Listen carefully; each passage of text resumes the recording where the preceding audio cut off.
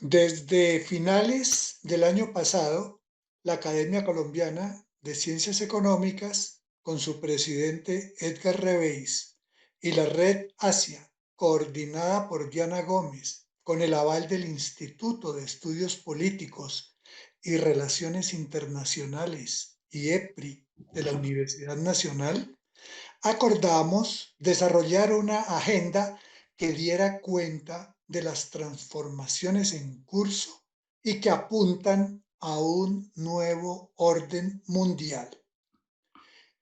Estas transformaciones tienen lugar como resultado del desplazamiento del centro de gravedad de la economía mundial del Atlántico Norte al Pacífico, con protagonismo de Eurasia, dada la movilidad de nuevas alianzas geopolíticas en formación, como respuesta a los anuncios no solo de fracturar, sino de poner término a la globalización económica tal como la conocemos. Se ha dicho que iniciamos antes de la pandemia con una conferencia en nuestra sede sobre la nueva geografía mundial a cargo del economista y escritor Juan Alfredo Pinto de la Red Asia. Y hoy continuamos por medios virtuales con la profesora del IEPRI, Diana Andrea Gómez, a quien le damos una cordial bienvenida. Bueno, muchísimas gracias. Vamos entonces a dar continuidad a este ciclo. Vamos a hablar de este tema que es complejo, pero también es muy pertinente para el momento actual y es la geopolítica del cambio climático. Lo que vamos a hacer es, primero, mostrar un breve panorama mundial, ya luego un poco qué es el cambio climático, su dimensión, sus implicaciones. ¿Qué dice la comunidad científica, Naciones Unidas y las grandes cumbres que han hecho, que han dicho sobre el cambio climático? Luego miramos entonces las grandes potencias, me voy a centrar pues particularmente en Estados Unidos y China, si bien hay otras donde hay unos avances o también unos retrocesos importantes. Y finalmente unas conclusiones. Entonces, inclusive como consideraciones iniciales, hay algo que quisiera comentar antes de empezar y es que hay varios autores que coinciden en hablar no de cambio climático, sino de crisis climática. Y esta afirmación y finalmente esta nueva categoría da cuenta de la urgencia del problema que hay que asumir. Otro elemento importante, vamos a hablar de potencias. Un poco la categoría potencia viene de varios autores, desde la ciencia política y desde las relaciones internacionales, pero sobre todo me voy a enfocar en lo que plantea Brzezinski sobre qué es una potencia global. Básicamente cuatro características. Uno, una potencia global es aquella que tiene un notable liderazgo en la política internacional, una economía vigorosa, una capacidad militar notoria y una demografía estable o en crecimiento, digamos, son como elementos esenciales. Obviamente hay varios autores que pueden inclusive complementar esta categoría, pero básicamente es eso. En cuanto a la geopolítica, ahí en la ciencia política se considera que la geopolítica tiene varios padres, como son Mackinder, Kaplan o Mahan, pero básicamente dos conceptos para la audiencia. Uno, el mapa no es el territorio. Eso implica que hay una interpretación de los mapas y de la cartografía. Y lo segundo, la geografía es una herramienta para aprovechar los recursos y ese, digamos, es un elemento fundamental de la geopolítica. Bueno, dentro de este breve panorama mundial de lo que está pasando, quiero enunciar lo siguiente.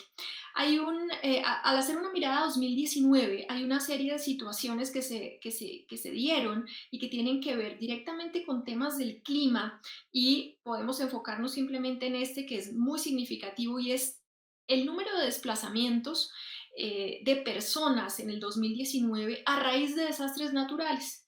ahí se encuentra que en el 2019 hubo casi 25 millones de personas desplazadas solamente por este tipo de causas.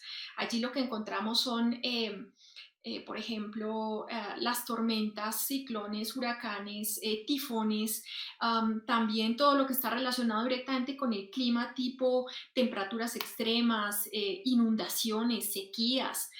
Y en el mapa que ustedes ven al lado se encuentra cuáles son las latitudes, los lugares donde más se da esta situación, más se dio en el 2019. Vale la pena evidenciar que India, China, sudeste asiático tienen, digamos, allí un gran protagonismo. En una mirada también mundial y en un contraste entre nuevos desplazamientos por conflictos o por desastres, resulta que aquellos que tienen que ver con desastres son mucho mayores, son muchos más y se dan en más países del mundo. Esto es muy significativo, en 140 países y casi todos en Asia, de hecho, eso por lo menos donde se encuentra, digamos, el mayor impacto. También vale la pena hacer una mirada retrospectiva y como ustedes ven en la gráfica del 2009 al 2019, la cantidad de situaciones de desplazamiento a raíz de conflictos y de violencia y a raíz de desastres se observan aquí y evidentemente todo lo relacionado con desplazamiento por desastres es mucho mayor. Y esto es importante destacarlo porque muestra que no se le ha dado la importancia a lo que es el cambio climático como causa del desplazamiento de las personas. Es una cuestión que hay que estudiar mucho más a fondo y que además tiene ya un recorrido en una mirada, digamos, retrospectiva. Bueno, pero ¿qué es el calentamiento global? Básicamente, para hacer, digamos, una definición sencilla, habría que irse primero a quienes han trabajado el tema en la comunidad científica. Habría que rastrear, por ejemplo, un científico sueco, Isván Arrhenius, en 1896, quien ya hablaba de los gases de efecto invernadero y sobre todo de unos gases excedentarios que de continuar siendo excedentarios, pues tendrían un impacto negativo en la supervivencia humana.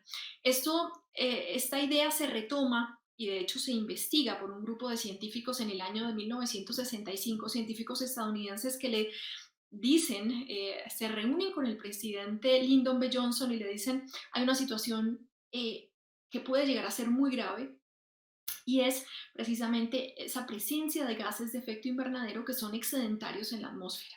¿Y la fuente cuál es? La producción y quema de combustibles fósiles. Esta producción y quema libera grandes cantidades de dióxido de carbono, también de otros gases, pero particularmente de dióxido de carbono, y resulta que la flora y la fauna terrestre y acuática, la flora terrestre y acuática absorben grandes cantidades de CO2, pero no alcanzan a succionar todo el remanente. Eso significa que, digamos, hay un excedente y es atribuido a actividades desarrolladas por el hombre. Este dato es muy importante porque finalmente termina siendo la causa de lo que hoy día decimos es el calentamiento global. Consecuencias hay un sinnúmero, básicamente me quiero centrar un poco en lo que pasa hoy día en términos de que el 80% bueno, algunos datos iniciales antes de hablar de las consecuencias, el 80% de la energía que se consume hoy día en el mundo es de origen fósil, es decir, proviene del carbón, del petróleo o del gas natural. El ser humano está aportando CO2 a la atmósfera a un ritmo hoy 100 veces mayor al de cualquier momento antes en la historia humana, anterior al inicio de la industrialización. Y más del 50% del CO2 que se expulsa a la atmósfera ha sido emitido en los últimos 30 años. ¿Qué quiero decir con esto? Que es un fenómeno que viene creciendo, creciendo muy rápidamente y obviamente cada vez con un impacto mayor. ¿Quiénes tienen allí una enorme responsabilidad? Las grandes potencias, que precisamente dentro de su proceso de industrialización se han dedicado a la quema de combustibles fósiles. Bien, entonces hay una serie de elementos que se correlacionan a la hora de ver qué ocurre en materia de cambio climático. Resulta que hay un calentamiento global, producto de lo que decíamos ahora hace un momento, que da lugar a cambios de temperatura extremos. Esto lleva a sequías, a inundaciones, Viene el deshielo de los casquetes polares, con ello aumenta el nivel del mar, hay un incremento de las temperaturas, esto está aunado con la deforestación para dar lugar a una menor disponibilidad de agua, vienen procesos de desertificación, esto impacta la distribución de los mosquitos, lo cual es un fenómeno que da lugar a la multiplicación de enfermedades. Las sequías exacerban la violencia, sobre todo en las zonas donde hay mayor desertificación, y hay un problema de fondo relacionado con la inseguridad alimentaria. Esto da lugar a desplazamientos y finalmente a migraciones de personas. Em, Toda esta serie de elementos que hemos enunciado están dando lugar a que el efecto del cambio climático persistirá durante siglos. Aún si se detuvieran las emisiones, bueno, de hecho, ahora con esta situación de pandemia que se han detenido la producción y todo lo que es la producción económica en tantos países del mundo y por ende también las emisiones, no obstante, la solución no es de largo plazo, no es de corto plazo, perdón, es una solución para el mediano y el largo plazo. Y definitivamente además las cifras son muy contundentes. Si solamente vemos el tema de temperaturas, 18 de los años más calurosos que se han registrado, más bien dentro de los últimos 19 años, los últimos 18 han sido los más calurosos que se han registrado según la NASA. En el 2014 el 87% de los desastres estaba relacionado con el clima. En el 2016 se dice que este es el año de mayor aumento de las temperaturas. Y miren este dato que es muy importante y luego lo vamos a tener en cuenta. Del 2016 al 2020, 1.500 plantas de carbón han estado en construcción, lo que significa que más del 80% de estas plantas, de hecho, están ubicadas en 6 países. Son 6 países de Asia. Estoy hablando de China, de India, de Vietnam, de Indonesia, de Filipinas y de Pakistán. Esta producción de carbón obviamente tiene un impacto enorme y ya lo veremos. Vamos con el agua. Desde 1950, lo que ha sido el suministro de agua fresca ha venido decayendo en gran proporción, pues las fuentes hídricas vienen disminuyendo de manera muy, muy importante. Aquí las cifras muestran que en un 60%, pero entre tanto la población ha venido aumentando en un 150%. Esta desproporción está generando una situación de gran dificultad a futuro respecto al recurso hídrico, porque el consumo aumentará en más del 40% en las próximas décadas y hoy, ya al día de hoy, hay 80 estados que presentan serias dificultades que están vinculadas con el agua.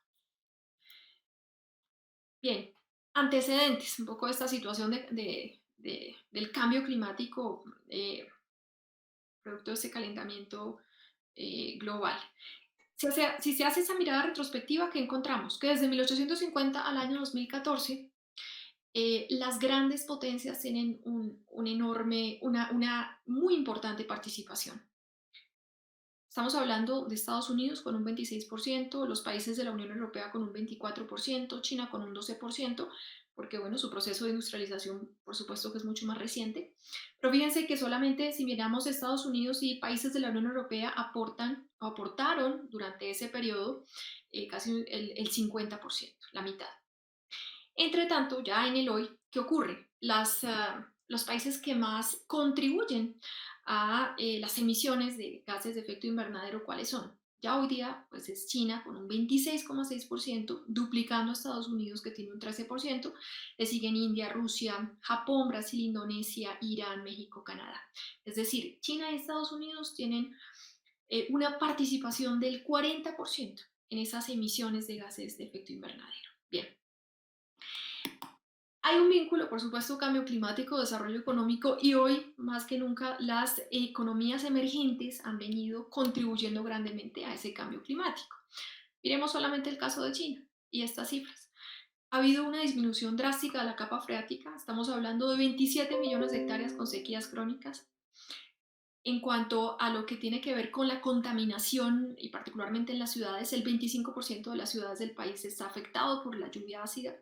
La aplicación en China de lo que son los químicos, los fertilizantes, los pesticidas, si bien eso se da pues, en todas partes, pero digamos, la situación en China se dio de manera muy rápida y a gran escala. Esto implica, digamos, un proceso de contaminación gravísimo para toda clase de recursos hídricos, el mismo suelo, etcétera. La erosión del suelo afecta al 19% de la superficie de China. El 75% de los lagos están contaminados y entre el 15 y el 20% de las especies del país están en peligro de extinción. Esto es solamente el caso de ese país, ¿no? De China. Obviamente las cifras también son muy contundentes. Las emisiones de CO2 en China desde el año 85 al 2017 lo muestran, digamos, esta gráfica, como es evidente que las emisiones han aumentado de manera brutal y la contaminación de aire en el mundo en una mirada global me permite evidenciar que el caso chino es bien significativo porque tiene niveles en rojo que son ya realmente muy preocupantes.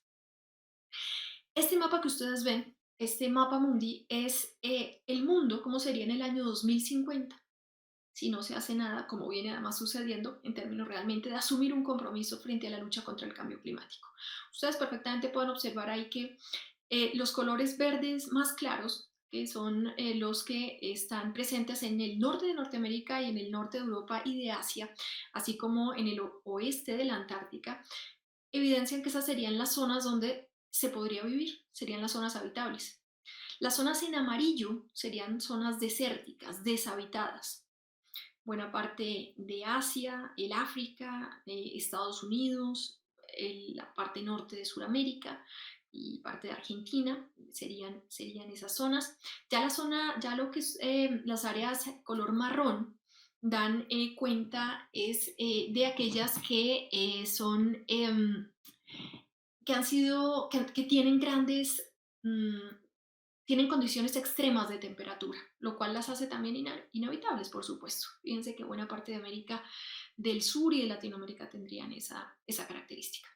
Eh, los colores rojos que ustedes ven un poco en las costas indican la tierra que ya no estaría, es decir, inundaciones en muchas de las costas de las zonas costeras del mundo, que darían lugar además a una serie de migraciones gigantescas. Per se ya se dice que 143 millones de personas hoy día están en riesgo a raíz de que están ubicadas muy, muy cerca de las costas. Y particularmente sucede con países en vías de desarrollo. Entonces, como observan, la situación pues es realmente desoladora. Lo que ustedes ven de puntos azules referiría a lugares donde se puede producir energía solar dadas las altísimas temperaturas. Sobre todo, fíjense, lo que es el norte de África y buena parte de Estados Unidos, de Australia.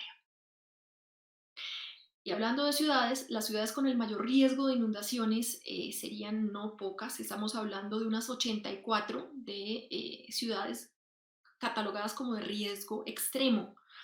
Estamos hablando también de que son más de 1.000 millones de personas las que viven en esas zonas costeras del planeta.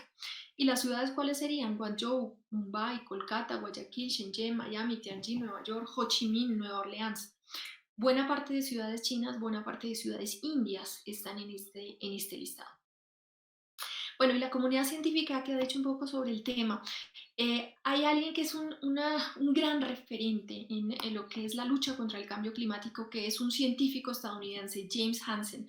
Trabajó muchos años en la NASA.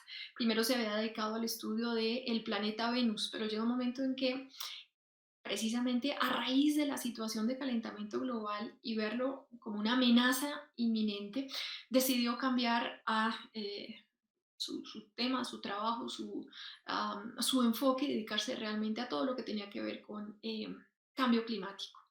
Esto lo hace, fíjense, en el año 81, cuando de hecho publica un estudio sobre el tema, un primer estudio sobre el tema.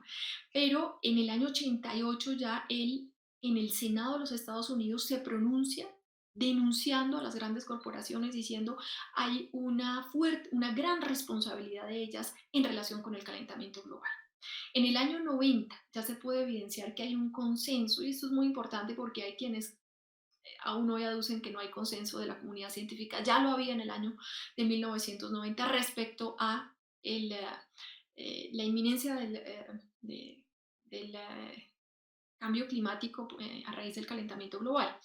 Y hubo una serie de libros que surgieron y que tuvieron un gran impacto en relación con el tema, como The Heat is On o como Boiling Point, em, que mostraron no precisamente la inminencia del calentamiento global, sino que la ciencia del clima lo que estaba evidenciando era que estaba en controversia, que no había claridad frente al problema, que de hecho los estudios no eran suficientes, no eran evidentes, que realmente no había un riesgo como tal.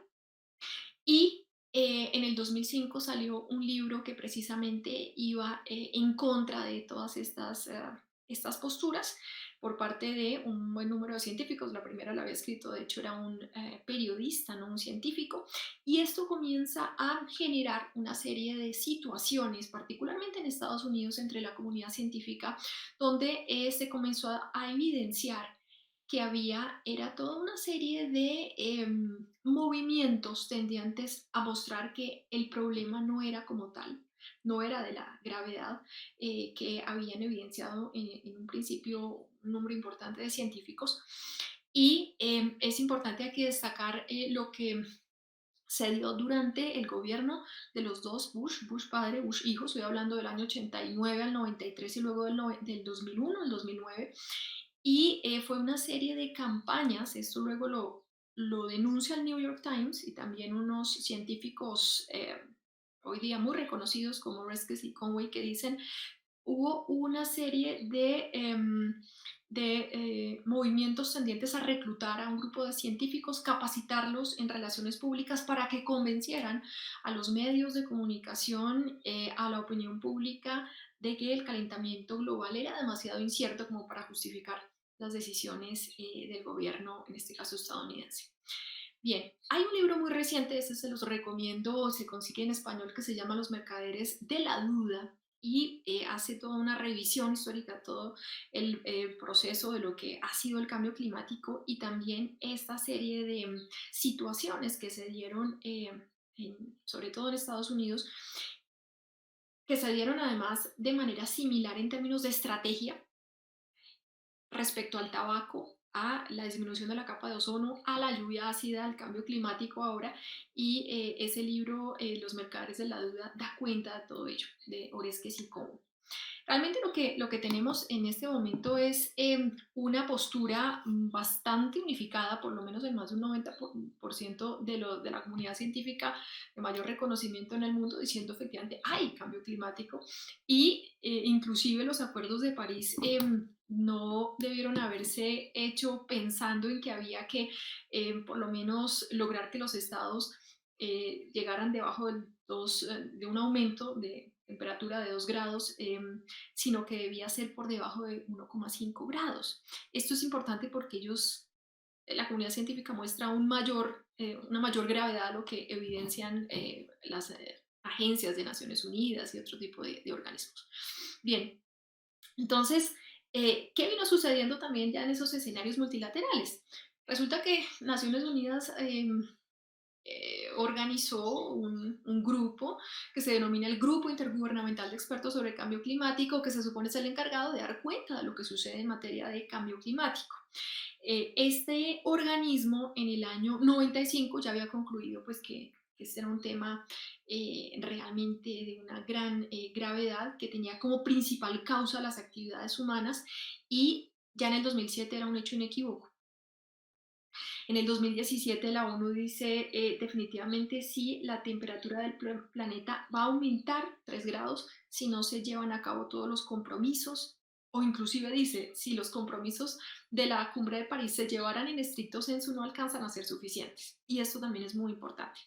Y lleva a concluir que las emisiones deben caer entre un 40 y un 70% a nivel mundial entre el 2010 y el 2050, cayendo a cero neto para el 2070. Este es un compromiso muy difícil de cumplir por parte de las grandes potencias y ya vamos a ver por qué. Lo primero que llama la atención, cuando se observa cuál ha sido el comportamiento de grandes potencias en las grandes cumbres, estoy hablando de la cumbre de la Tierra de Río en el 92, la Convención de Cambio Climático de Berlín en el 95, el Protocolo de Kioto del 97 o la cumbre de Copenhague del 2009, por enumerar además no solo apenas algunas, sino todas, resulta que las grandes potencias, y aquí estoy hablando particularmente de Estados Unidos y de China, tuvieron posturas similares. ¿Y cuáles fueron? Por supuesto que todavía China no era lo que es hoy día, pero tenían posturas similares en términos de mostrarse opuestas a todo acuerdo global. Y este es un primer gran antecedente de toda la problemática. Protagonizada en gran medida desde el principio por parte de Estados Unidos, por ejemplo con el protocolo de Kioto, que fue ratificado finalmente por 187 países, pero nunca fue ratificado por los Estados Unidos. Hubo unas adhesiones de orden simbólico, como la hizo Clinton, porque el protocolo no pasó en el Congreso de Estados Unidos, no fue aprobado. El gobierno de George Bush se desvincula del protocolo diciendo, considerándolo que es ineficiente, siendo que Estados Unidos estaba produciendo estaba consumiendo, perdón, el 25% de la energía fósil del mundo en ese momento. Estamos hablando del año 2000. Bien, ¿qué vino a suceder ya más recientemente? La cumbre de París de 2015. Si ustedes recuerdan, allí es la primera vez que estas dos grandes potencias se ponen de acuerdo y dicen, sí, vamos a reducir las emisiones de CO2. Aquí vale la pena decir que esto fue al final del gobierno de Obama, quien había trabajado en la última parte de su gobierno fuertemente sobre el tema en términos de plantear unas metas concretas, y eso dio lugar pues a un acuerdo y firmar por parte de Estados Unidos este acuerdo de París. Ambas potencias dijeron vamos a acordar disminuir con un 60 al 65% las emisiones de gases contaminantes para el 2030 y un 26 a 28% para el 2025, respectivamente. Y ahí ya viene también evidenciándose el protagonismo de China en este tema del cambio climático que no se había dado antes. De hecho, era precisamente todo lo contrario, digamos, había toda una imagen de el gran contaminante de los últimos años, pues era China. Eh, pero ¿qué viene a ocurrir a raíz de la elección del presidente Donald Trump en 2016? Ocurre que en 2017, en junio, el presidente Trump dice que Estados Unidos se separa, sale del Acuerdo de París. Y a partir de allí viene una serie de medidas, como la derogación de esa política nacional que había llevado a cabo Obama, con miras a reducir las emisiones de gases de efecto invernadero, y definitivamente la posición de Trump es contraria, por eso hace parte hoy día de lo que se denomina los contrarians o los negacionistas del clima. Inclusive elimina la palabra cambio climático de los sitios web del gobierno, y varias de sus pronunciamientos y, como no, de sus trinos tienen que ver con la negación del cambio climático, con decir, por ejemplo, que fue creada esta situación de este concepto fue creado por los chinos, o que el cambio climático es una absoluta mentira, que lo que está sucediendo es todo lo contrario, un enfriamiento, y que si sucediera un proceso como tal de calentamiento, dice él, en algún momento lo dijo, a nuestro país le iría bien para poder combatir las bajas temperaturas del invierno.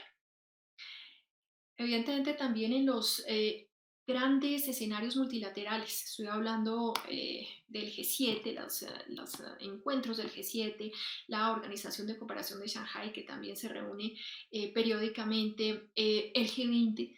Allí uno encuentra que, si bien hay algunos pronunciamientos, el cambio climático no es un tema prioritario, no es un tema realmente protagónico en las cumbres. Y vamos a ver un poco qué ocurre con cada uno de estos países, de estas grandes potencias, ya en el terreno en materia de cambio climático. El caso de Estados Unidos. Para Estados Unidos, en principio, el cambio climático es un factor relevante en su estrategia eh, al entablar alianzas en diferentes latitudes. ¿Qué quiere decir eso? Cuando se hace un poco la revisión de lo que ha venido sucediendo, el propio ejército de los Estados Unidos ha ejercido mayor presencia en lugares que son absolutamente estratégicos, donde se supone que sí hay unas situaciones evidentes de cambio climático, pero también lo que se ha dado ha sido la búsqueda de contrarrestar la presencia de China en zonas de alta tensión. Estoy hablando, por ejemplo, de África, buena parte de países de África, países de Asia-Pacífico y de lo que es el sudeste asiático, por ejemplo, y el Ártico. La pregunta que está de fondo es si lo que se busca es salvaguardar zonas afectadas por el cambio climático, o realmente hacer presencia para afianzar alianzas con países que son para Estados Unidos muy estratégicos en toda su, digamos, en su política eh, exterior. Entonces, esto además hay que correlacionarlo con la manera como el gobierno estadounidense ha dejado obrar de manera muy libre a las industrias o a las grandes corporaciones del petróleo, del gas y del carbón. Miremos el ejemplo de África. Son varios los países, voy a tomar solamente este como ejemplo en aras también del tiempo. Y ¿qué vemos en el caso de Nigeria? También Nigeria la elijo porque es un país muy importante en el contexto africano, digamos, en términos de la influencia que ejerce sobre un buen número de países de África, su papel en la economía africana, particularmente con la explotación del petróleo. Y resulta que la zona norte de Nigeria prácticamente hoy es una prolongación del desierto del Sahara o del Sáhara, y dio lugar a un éxodo muy grande de personas. Esta situación la aprovechó el grupo Boko Haram para consolidarse, al punto que anunció que se unía al Daesh, al Estado Islámico. Nigeria desde ese momento se volvió, inclusive desde antes ya había unos intereses estadounidenses claros en Nigeria, pero a partir de ese momento, en aras también de la situación de cambio climático que estaba afectando tanto a Nigeria, a la vez se vuelve un objetivo militar dentro de los intereses estadounidenses y el asunto tiene que ver con la fuerte presencia china en Nigeria porque China convierte a Nigeria en un gran productor de petróleo, en un gran eh, vendedor, digamos, del petróleo para China. Y China ha venido construyendo una serie de proyectos de gran envergadura en materia de infraestructura a lo largo y ancho del territorio nigeriano. Entonces, evidentemente hay también una lucha de poderes en este territorio y esto se replica en países africanos. La pregunta de fondo es, ¿realmente qué ha sucedido en materia de lucha contra el cambio climático y en la búsqueda de solucionar la situación de éxodo de tantas personas, como en el caso de Nigeria, pero igual frente a otros conflictos y situaciones muy complejas que viven poblaciones africanas y que se trata además de tensiones o de conflictos que tienen como causa también no solamente situaciones políticas o en el orden económico o religioso, sino el tema climático, que es un elemento que vale la pena tener en cuenta a la hora de trabajar todo lo que son conflictos y tensiones en el mundo. Entonces lo que está de fondo es la lucha también de poderes y el interés por tener, digamos, un papel significativo en ciertas regiones. Pasa con el Asia-Pacífico, pasa con Filipinas. En noviembre del año 2013 hubo un tifón y en aras precisamente a lo que estaba causando el tifón, porque eran vientos de más de 300 kilómetros por hora y todo el impacto que causaron fue realmente devastador, vinculado con el tema climático, un desastre a raíz del clima. Estados Unidos enviaba un número importante de efectivos con miras a suministrar víveres, a apoyar a la población, dar fin a la violencia callejera, se supone, para romper la cadena de acontecimientos que conduce del cambio climático al conflicto, pero fíjense que también está vinculado esto con una situación en el orden estratégico muy importante. Filipinas está ubicada en donde, en el sudeste asiático, en el este de Asia, y en una zona que es de la más alta tensión para China, como es el mar meridional de China.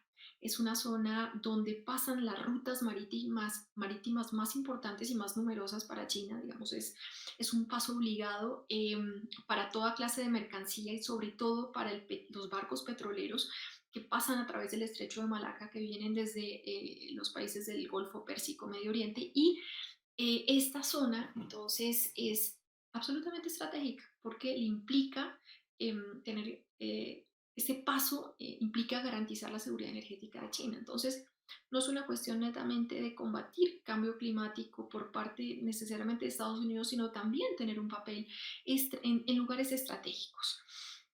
Algo similar también sucede con China, ya lo vamos a ver, pero quiero que vean este cuadro cuando se hace la revisión de cuáles son los principales bancos estadounidenses, qué tipo de financiaciones hacen y cuál es el vínculo con las grandes corporaciones. Se encuentran también unos hallazgos muy interesantes.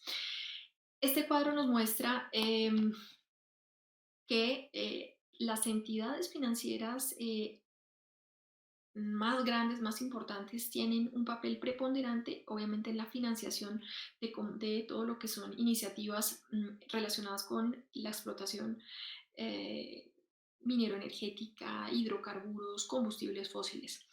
El 37% de la financiación mundial de combustible fósil proviene de entidades financieras de Estados Unidos. Estamos hablando de JP Morgan, Wells Fargo, Citi, Bank of America, y de ahí hacia de allá ustedes ven, hay otras, no solamente estadounidenses, están inclusive cinco bancos chinos entre los 26 que más aportan o más contribuyen a este financiamiento. Hay entidades, por supuesto, europeas, etcétera, japonesas también, y esto vinculado, digamos, esta situación de cómo, desde quiénes financian, qué financian, y cómo esto está vinculado con el tema de las grandes corporaciones que explotan recursos, digamos, lo que son los recursos fósiles. Todo eso está también vinculado con la presencia de altos funcionarios en el gobierno estadounidense que han tenido altos cargos de decisión y que tuvieron también cargos importantes en empresas significativas en la esfera petrolera o carbonífera. Apenas un ejemplo, Rex Tillerson, secretario de Estado del gobierno de Trump durante un tiempo hasta que Trump lo saca de este cargo, pero había sido anteriormente presidente de la Exxon, que es la segunda petrolera más grande del mundo. Llama la atención que después del Acuerdo de París de 2015 hay un aumento, no ni siquiera fue disminución, sino aumento de la financiación de todo lo que son estas iniciativas de las grandes corporaciones respecto a la explotación de recursos fósiles. Las dos gráficas nos lo muestran. Evidentemente, otra vez, JP Morgan Chase, Wells Fargo, Citi, etcétera, están allí, digamos, liderando esta financiación. El año pasado, Estados Unidos estuvo debatiendo sobre una iniciativa que se denominó el Green New Deal, pero no pasó en el Congreso de los Estados Unidos, en el Senado no pasó.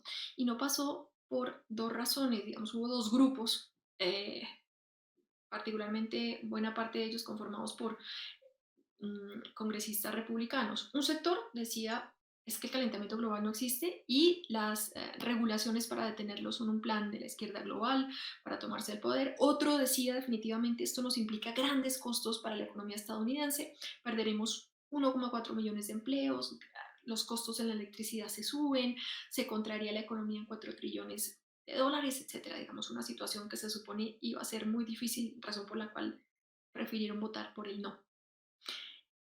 Y hoy día sabemos que los costos son, entre más pasa el tiempo, los costos son todavía más altos en términos de la responsabilidad que implica asumir esta lucha por el cambio climático, contra el cambio climático.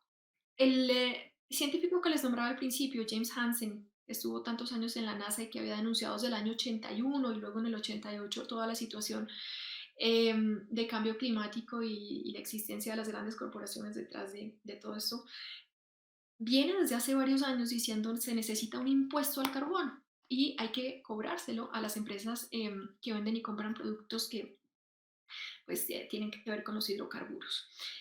Esto con miras a obligarlas a utilizar tecnologías limpias. Sin embargo, esto pues, no ha sido todavía una realidad. ¿Qué pasa con China? Resulta que cuando se observa la situación de China frente a el cambio climático, hay también una contradicción y es que si bien se firma el Acuerdo de París, se observa que la extracción de carbón está dominada por China en el mundo, tanto desde el punto de vista de los bancos, que son los bancos chinos, son los grandes financiadores de la minería del carbón, como de las grandes empresas que reciben este financiamiento. El cuadro que ustedes observan evidencia la existencia de numerosas empresas chinas y esta, digamos, es entonces también la situación que no es tan distinta respecto a Estados Unidos. El financiamiento bancario también se da para compañías que están extrayendo petróleo y gas en el Ártico. Y aquí viene algo que es muy importante y es dar cuenta de que el Ártico es el lugar donde en este momento las grandes potencias están extrayendo toda clase de recursos, desde el recurso hídrico, pasando por recursos pesqueros, petróleo, gas, y todo lo que tiene que ver con tierras raras, por ejemplo. Em, el Ártico, un dato solamente para tenerlo como referencia, en el Ártico existen ya, se evidencia la existencia de 90.000 millones de barriles de petróleo y billones de pies cúbicos de gas natural. La Unión Europea ha tenido fue de hecho la primera en tener un liderazgo en esta lucha contra el cambio climático, pero fue un liderazgo que perdió a raíz también de toda la fragmentación que viene teniendo la Unión Europea. Escasamente hoy día lo que hay es más una serie de posturas, cada una divergente de la otra, pero sobre todo dos grupos. Todos aquellos países que pertenecen a economías realmente o que tienen economías altamente desarrolladas y que abogan por una descarbonización rápida, mientras que hay otros con economías menos desarrolladas como Polonia que dicen no podemos ir al ritmo de ustedes, las economías más industrializadas. Un poco esa ha sido, digamos, la polémica que ha habido al interior de la Unión Europea. Gran Bretaña ha tenido, bueno, ahora con el Brexit, pues la Unión Europea pierde un gran socio en esa materia que había liderado, de hecho, el tema, pero durante la presencia de Theresa May en el cargo de primera ministra se encontraron una serie de decisiones allí, se tomaron una serie de decisiones bastante contradictorias porque de un lado se decía que había que luchar contra el cambio climático, pero en la realidad, de facto, lo que hubo fue, por ejemplo, la eliminación del Departamento de Energía y Cambio Climático y la creación del Departamento de Negocio, Energía y Estrategia Industrial.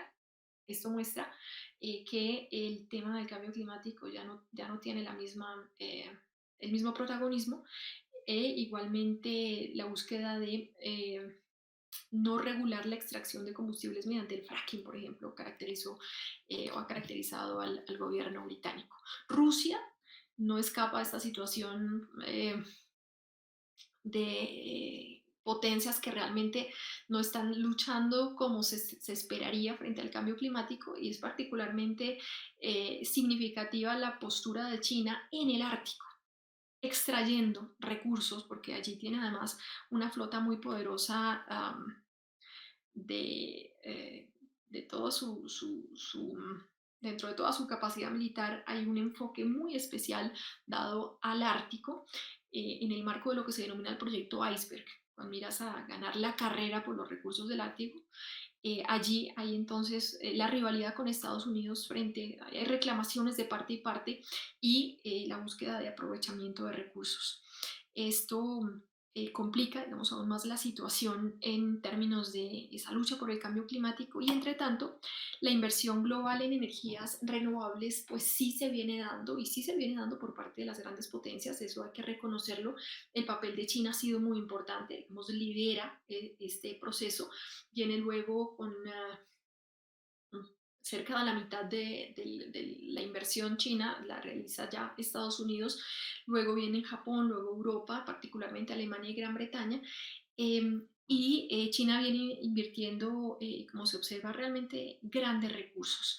Mm, y básicamente todo lo que tiene que ver con, bueno, la búsqueda de nuevas energías, pero también todo el desarrollo del transporte eléctrico está vinculado con eso, con miras a depender cada vez menos del petróleo. Yo sé que me queda poco tiempo, quizá unos minutos para ir cerrando. Me parece importante evidenciar a través de esto que yo les estoy presentando que hay toda una serie de intereses por parte de las grandes potencias por tener áreas de influencia. Hay también la disputa evidente por los recursos. Allí entonces están Estados Unidos con las más grandes corporaciones, los más grandes bancos que financian toda esta explotación de recursos de hidrocarburos. Está Rusia que busca dejar la dependencia de Europa como mercado al que le vende. Realmente Europa depende mucho de Rusia, sobre todo el gas. China ha buscado el acceso al petróleo y al gas centroasiático, por eso su interés en el vínculo con Rusia y por eso la presencia de Rusia y de China en la Organización de Cooperación de Shanghái es central, sobre todo en relación con este tema.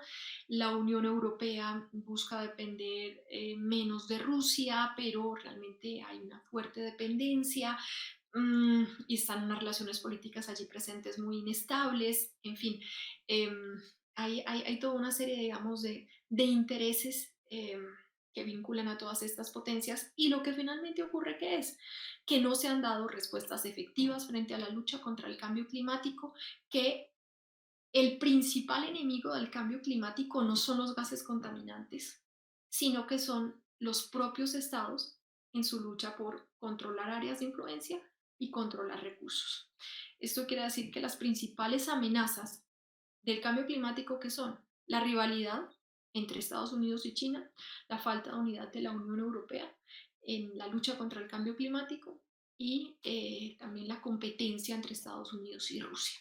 Todo esto, por supuesto que hay que leerlo también ya hoy día a la luz de lo que está sucediendo con la pandemia del COVID-19, porque pues la pandemia ha venido alterando las expectativas energéticas, ya hemos visto la caída del petróleo, toda una situación que se ha venido dando en los últimos meses y semanas, y esto tiene unas repercusiones geoeconómicas, geopolíticas enormes, y básicamente, y ojalá esto conduzca a la búsqueda más urgente de nuevas energías renovables, de energías verdes, con miras a ir ahora sí dejando de lado estos combustibles fósiles. Bien, creo que hablé en el tiempo que me habían solicitado. No sé si de pronto damos espacio para preguntas. Sí, me parece importante dar la palabra al público como ha sido la tradición en nuestras conferencias. No son, pues no, el espacio no es mayor, pero vale la pena que sí intervenga nuestro público.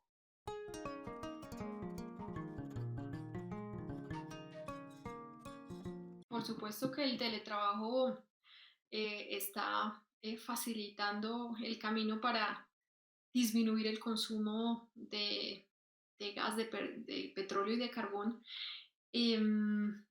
También porque se trata de un país con una enorme población, también porque hay una política muy clara respecto a que todos los medios de transporte busquen ser cada vez más eh, eléctricos y si no, otras energías que surjan deberán ser, digamos, los nuevos combustibles. Entonces, sí, el teletrabajo es un factor que está acelerando el proceso. Igual ya se había iniciado en China, sobre todo desde el 2012 con el plan quinquenal, ya era claro que todo lo que tuviera que ver con energías renovables debía ser parte prioritaria de las políticas económicas de China.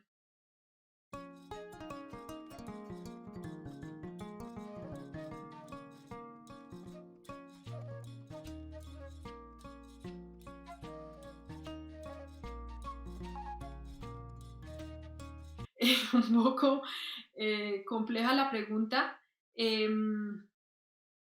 pero absolutamente claro el valor que tienen, digamos, el valor que tienen los servicios ecosistémicos, es decir, eh, y es que hacia allá vamos. Realmente la pandemia del COVID-19 se constituye, cómo no, en un gran impulsor de la búsqueda de nuevas, realmente energías renovables, porque finalmente con la manera como se vino interrumpiendo la producción, con la baja del petróleo, con toda esta situación que se está dando en la actualidad definitivamente, y obviamente el riesgo del cambio climático que viene generando cada vez más muertes en el mundo, al punto que, por ejemplo, la principal causa de muerte en los próximos años tiene y tendrá que ver con, son muertes prematuras a raíz de las causas que están vinculadas con el clima.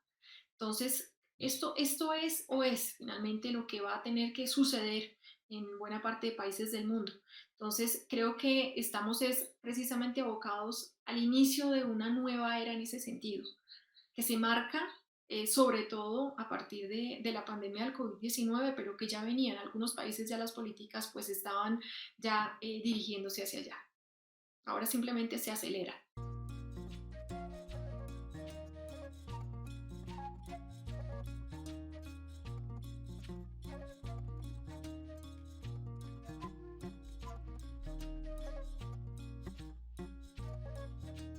Bien, claro que venía un proceso de desaceleración, pero había que también hay que ponerlo un poco en contexto en cuanto a que si bien se vino dando esa desaceleración, la situación económica de los países industrializados era una situación también ya crítica, ya se venía ver una situación de recesión.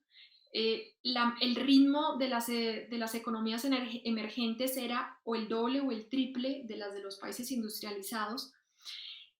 Entonces, digamos, era el contexto. Por supuesto que con la crisis del COVID-19 absolutamente todas las economías del mundo quedan en una situación realmente más crítica con una serie de emergencias económicas eh, en casi todos estos países, en casi todo el mundo. Así que el caso ruso y chino pues no escapan a esta realidad. ¿Qué ocurre? Y ahí llama la atención la manera como países del este de Asia, particularmente estoy hablando de la propia China, pero también de Corea, de Japón, de Singapur, de Taiwán, vienen trabajando de tal forma que los efectos del COVID-19 se están buscando subsanar de manera más rápida que en otras latitudes, a pesar del impacto que es tan fuerte. Pero esto llama la atención porque puede dar lugar a que más adelante sean economías que se recuperen más rápido.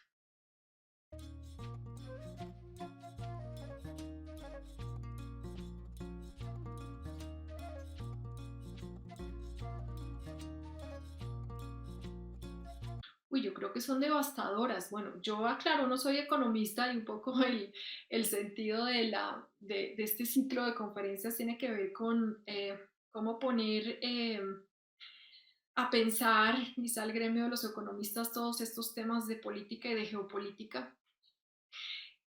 Entonces, básicamente lo que puedo contestar desde mi formación es que efectivamente sí hay un impacto devastador en nuestras economías, producto de cambio climático y ahora COVID-19, porque pues no se viene haciendo, las políticas no se vienen llevando a cabo. El caso de la Amazonía es ejemplarizante de situaciones que están dándose en nuestras zonas, además tan ricas en recursos naturales. No hay prevención frente a ese tipo de hechos como los incendios del año pasado y no hay políticas que se estén pensando para el futuro. Entonces, y el caso de Colombia también es muy ejemplarizante, cómo estamos en un país que tiene la más alta biodiversidad por kilómetro cuadrado del mundo, porque mayor, digamos, la biodiversidad es importante en el caso brasilero, pero porque también Brasil es extenso, pero el caso nuestro es que tenemos mayor diversidad en un número menor de kilómetros cuadrados y somos una gran potencia en esa materia, pero nuestros nevados, páramos, nuestras fuentes hídricas y, cómo no, buena parte de nuestros recursos naturales están siendo claramente, los estamos perdiendo.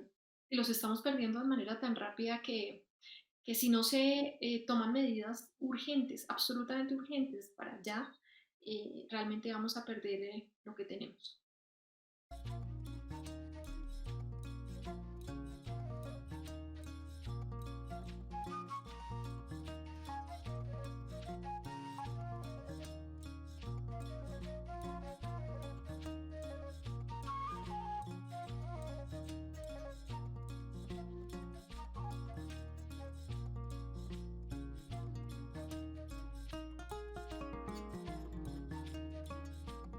El peligro es actual, ¿no? Es decir, esto no es una situación que se va a dar, sino que se da.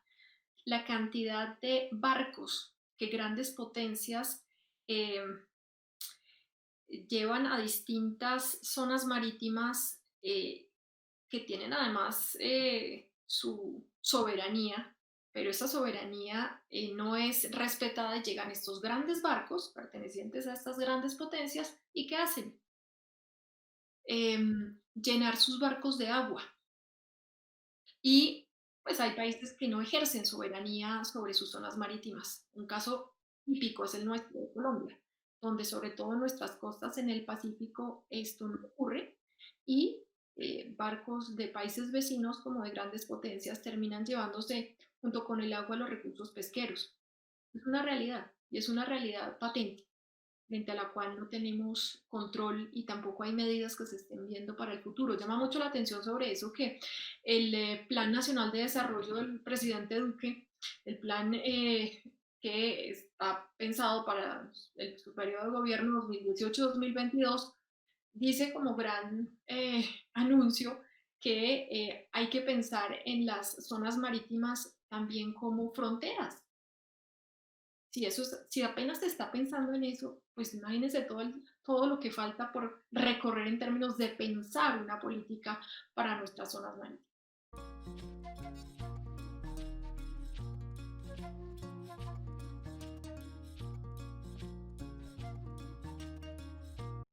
Definitivamente una situación como la que estamos viviendo de la actual pandemia, el COVID-19, da para que los gobiernos de las grandes potencias comiencen a pensar de verdad, ahora sí, en este tema de cambio climático y cambiar um, la manera como extraen recursos.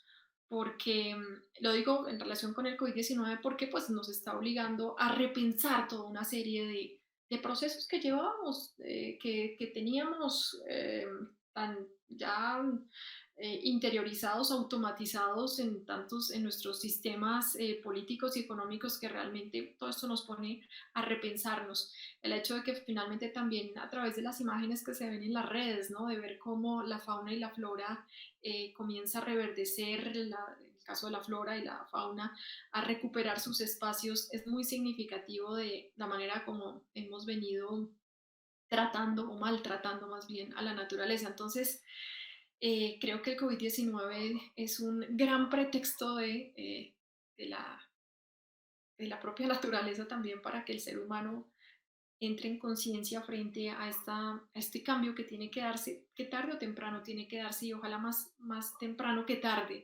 Creo que toda esta situación de crisis económica, todo lo que estamos viviendo y viviremos en los próximos meses nos implica realmente repensarnos de fondo y es una gran oportunidad, ¿no?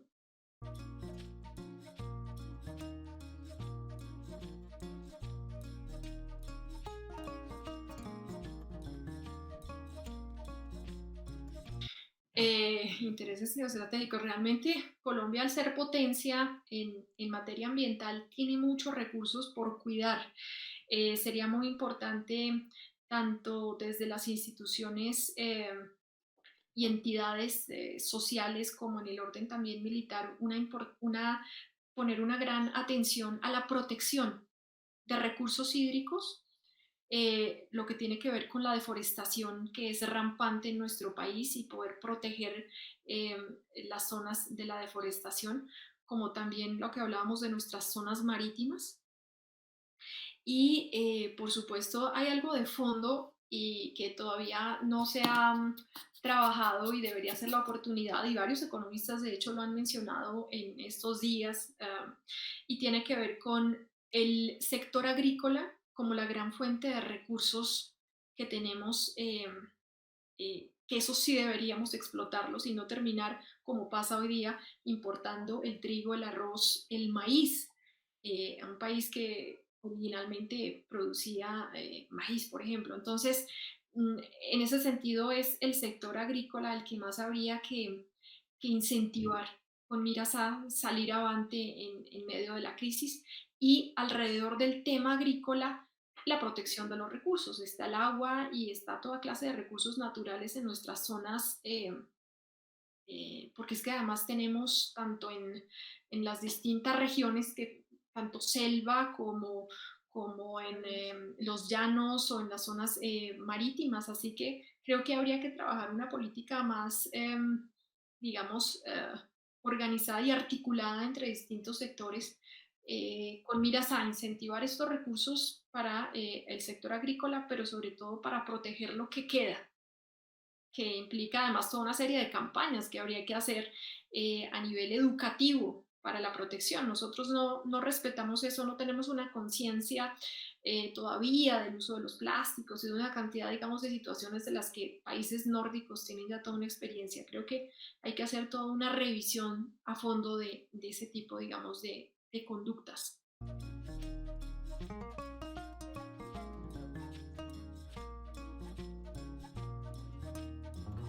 Bien, no, de acuerdo, somos un país rico y no nos damos cuenta. Es increíble cuando hay la oportunidad que pues he tenido de intercambiar con académicos de diferentes latitudes y ver que otros suramericanos, como académicos del África o de países de Asia, y como no de la propia Europa, le dicen a uno, su país es un país muy rico. Ustedes no han dimensionado la riqueza que tienen. Para esto traigo a colación también algo que en nuestra propia historia es evidente. En 1823, John Quincy Adams hacía una evaluación de cuáles eran los países con mayores recursos y más estratégicos de cara al Pacífico y concluía en América y concluía que eran Chile y Colombia. Y decía que se convertirían en grandes potencias en el futuro. En este momento es evidente que nosotros todavía ni siquiera tenemos conciencia de lo que es el Pacífico y de lo que pueda significar para el futuro. Entonces sí, somos ricos y no nos damos cuenta. Y lo segundo, precisamente esta clase de diálogos como el que estamos haciendo hoy día, donde pues una politóloga está hablando de un tema climático, creo que ayuda a que establezcamos vínculos entre ambientalistas, politólogos internacionalistas y economistas sobre un tema que finalmente nos toca y nos toca de tantas formas y que además es urgente. Creo que ese diálogo interdisciplinar es absolutamente indispensable en este momento.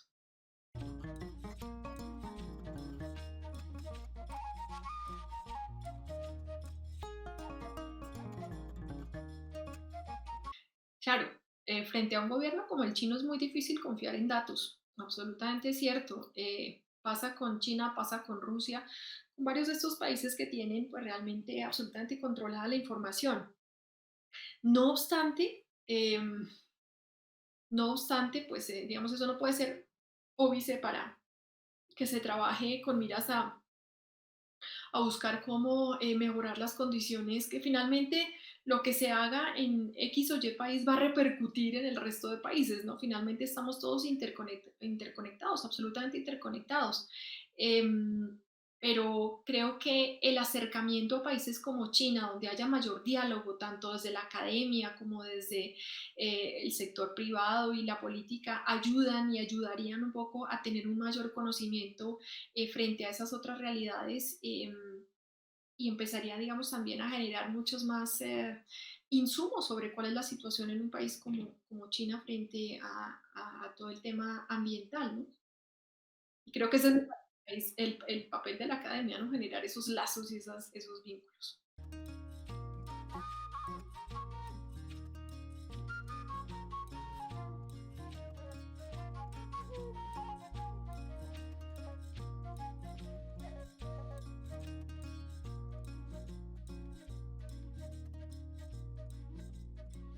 No, estamos todavía tan lejos, precisamente por esa falta de visión.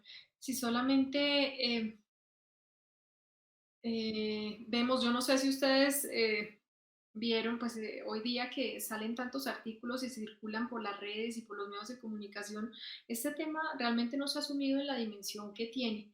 También porque los funcionarios que toman, los que están ubicados en los altos cargos decisorios del país, pues no tienen todavía una visión o una sensibilidad frente al tema climático. Entonces, creo que hay mucho camino por recorrer, pero creo que ahí está digamos, nuestro papel como académicos, precisamente sensibilizar desde la política, desde la economía, desde la biología frente a estos temas. Ahí es donde tenemos que actuar, ¿no? Bueno, lo primero tal vez para iniciar, omití omití en el comienzo decir que resolvimos adelantar esta agenda con la red Asia para sensibilizar a los economistas en temáticas próximas, vecinas a la economía, no estrictamente económicas, pero que es muy importante que el economista en su formación tenga un manejo de estos temas. Entonces, por esa razón, iniciamos con Asia, porque además es donde se están dando unas transformaciones sumamente importantes, unas transformaciones económicas y políticas, que digamos así que colocan los viejos paradigmas que manejábamos, los ponen al revés. En este momento, en este momento, pareciera que de nuevo el Estado-nación cobra una importancia muy, muy grande respecto a ese proceso de marchitamiento que tuvo el Estado-nación después de la Segunda Guerra Mundial. Es decir, el fenómeno de la globalización pareció penetrar, atravesar, disminuir el campo de decisiones en el Estado-nación. Hoy no quiero decir que haya una vuelta al pasado.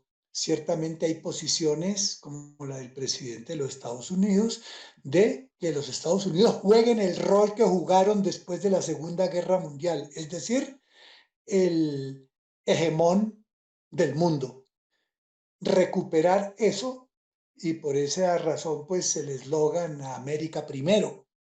Pero el hecho es que si hay esos cambios en estas economías atlánticas.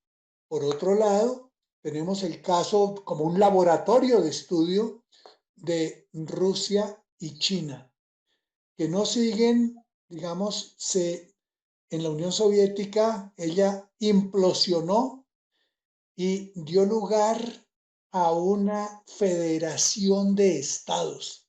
De hecho, la Unión Soviética era también a la manera de una federación de estados, férreamente manejada por el Partido Comunista, pero con la implosión que hubo en 1990, ¿qué pasó? Que se reconstituye un, ¿qué? No es un gran estado, es una federación de estados, pero es una federación de estados que intenta ganar otros estados de la Unión Soviética que realmente rompieron con ella, se disgregaron y aún fueron los primeros que estuvieron en el campo occidental en organizaciones como la OTAN. Entonces, el proyecto, el proyecto que lleva hoy la Federación Rusa de alguna manera es la reconstitución de un gran poder que en el pasado, que antes de la revolución bolchevique, estaba pues en el imperio ruso de los zares. Entonces, hoy en Rusia no hay socialismo. Es un híbrido de relaciones capitalistas, de procesos de, digamos, de concentración de la riqueza en pocas manos, y eso nos pone frente a que qué es lo que tenemos al frente. No es, es un, es un, es un, es la búsqueda de alguna manera de reconstitución de un gran poder. Bueno, justamente tenemos una conferencia más adelante sobre ese tema, a la altura pues del mes de octubre o noviembre. Y China, qué caso tan difícil para los amigos de las taxonomías. ¿Cómo clasificar a, a la China? La China no es simplemente, no es un estado socialista, ese es su nombre, ¿cierto? Sí, la República Popular China tiene un partido comunista al mando, pero ese partido comunista al mando tiene unas particularidades que lo alejan kilométricamente de lo que fue el rol de los partidos comunistas en el viejo bloque soviético. Entonces, es una realidad muy, muy distinta la que tiene ese partido comunista. Sin embargo, se presenta como una economía socialista de mercado. Y entonces allí abre una gran discusión porque mercado no es igual a capitalismo, ¿cierto? Sobre eso, pues hubo personas como Karl Polanyi, que al analizar la crisis de los años 30, justamente mostraba cómo el mercado era una institución antiquísima, antiquísima. Es decir, entonces estamos frente a realidades nuevas que apenas empezamos a conocer algunos de sus rasgos, de tal manera que las viejas taxonomías de socialismo, capitalismo, operan a nivel del nombre, pero los contenidos han cambiado muchísimo. Entonces, eh, eh, pongo ejemplos. Los altos cuadros del Partido Comunista de la República Popular de China hacen estudios a fondo en la Escuela de Negocios de Harvard, por ejemplo, ¿sí? Y eso es un fenómeno absolutamente, digamos, normal allí, o que los profesores de las universidades más reputadas, europeas y norteamericanas, vayan a hacer cursos de verano en la China, ¿sí? Entonces, las viejas clasificaciones que se tenían, tenemos que realmente, digamos, esto es una invitación a repensar.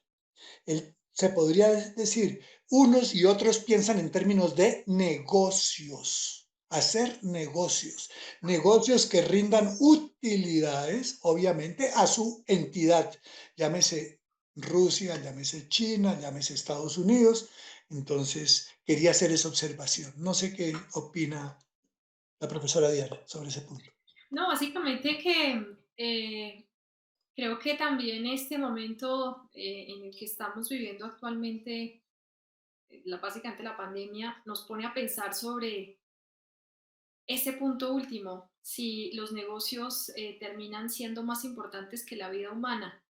Realmente lo que estamos abocados también es a un replanteamiento de valores eh, en, eh, en todos los contextos y en todas las esferas, en los distintos países. Creo que esa es la reflexión de fondo que nos plantea la pandemia. Entonces, también implica hacer toda una relectura, tanto de esos esquemas viejos que ya no se puede leer el mundo de esa manera, como también frente a cuál es el papel del hombre en el mundo actual, si se sigue reproduciendo un mismo modelo civilizatorio o se piensa en la supervivencia humana. Y el cambio climático nos pone de frente, nos pone, digamos, ese dilema en el frente y es, bueno, definitivamente la supervivencia humana vale más que inclusive cualquier otro mm, una ideología, un valor, un interés, como pasa también con los estados. Creo que ese es lo que está de fondo y básicamente también lo que se quería mostrar ahora con esta presentación. Yo creo que has mencionado un aspecto actualísimo. No es sino que ustedes observen ese laboratorio que tenemos al frente cotidiano acerca de la discusión, en el caso colombiano, de cuánto abrimos la economía para que retome su dinámica, la actividad productiva y genere empleo y por tanto ingresos, o simplemente cuánto cerramos esa apertura para asegurar a futuro la vida, la salud. Entonces es un tema que está allí presente delante de nosotros en este momento. Sí, sí, exactamente, creo que coincidimos en ese punto y bueno, también el sentido de este ciclo de conferencias es pensar en este y toda esa serie de temas que hay que reevaluar desde la política, desde las relaciones internacionales, la propia economía, eh, la historia, con varias de las conferencias que van a darse, ¿no? En el marco de este ciclo. Bueno, Diana, a nombre de la Academia Colombiana de Ciencias Económicas, queremos celebrar esta, por llamarla de alguna manera, alianza estratégica con la Red Asia, que hemos iniciado con Asia, pero que también se ocupa, y nosotros nos ocuparemos a futuro, sobre América Latina, ¿no es cierto? Entonces, queremos dar las gracias por esa participación y a nuestros oyentes igualmente darles las gracias e invitarlos para el 11 de junio que tenemos nuestra próxima conferencia, que ya se presentó al comienzo, ¿no es cierto? El listado pues, de nuestras conferencias. Muchas gracias y buenas noches. No, muchas gracias. Aprovecho para recordar cuál es, ¿no? Que es la conferencia del profesor Rubén Darío Flores sobre Eurasia, básicamente Rusia y Asia Central. Hoy día, una mirada desde las relaciones internacionales, pero también con elementos de la cultura que están allí presentes y obviamente de la política. Y no, gracias entonces a todos por haber estado aquí presentes y bueno, entonces les doy a todos tanto las gracias como una feliz noche. Muy amables.